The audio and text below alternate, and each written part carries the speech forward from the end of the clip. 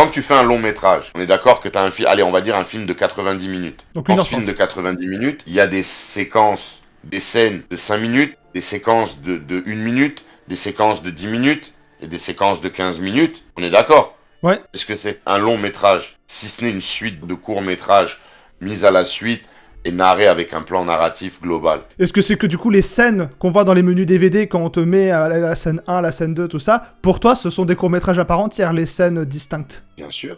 Quand tu prends Le Parrain, une fois que tu l'as regardé une centaine de fois, tu connais les répliques par cœur et tout. Tu le vois pas sur YouTube des fois les mecs mettent, tu sais, les scènes Oui. d'un film, ils les mettent. La chaîne Movie Clips qui fait beaucoup ça. Il y a une raison pour laquelle on regarde ces scènes-là. Dans le dernier James Bond, la No Time to Die, la scène d'Anna de Armas, je peux la regarder encore et encore. La scène du parrain, toute la séquence en Italie, je peux la regarder encore et encore. La séquence dans le restaurant, quand Al Pacino tue le mec, je peux regarder cette séquence à part. Et si tu écoutes bien ce que je viens de te dire, si tu prends cette séquence à part, elle dure, je crois, 3 ou 4 minutes. Maintenant, si tu veux, je peux m'amuser à te la prendre, mettre un générique au début de cette séquence, en t'écrivant juste en anglais One Evening in New York. Tac, on le voit rentrer. Je te remets la scène. Il panique, il est pas bien. Aux toilettes, prend le flingue. Il revient, il tire, il s'en va. Je te mets la musique du parrain, générique. C'est un court métrage.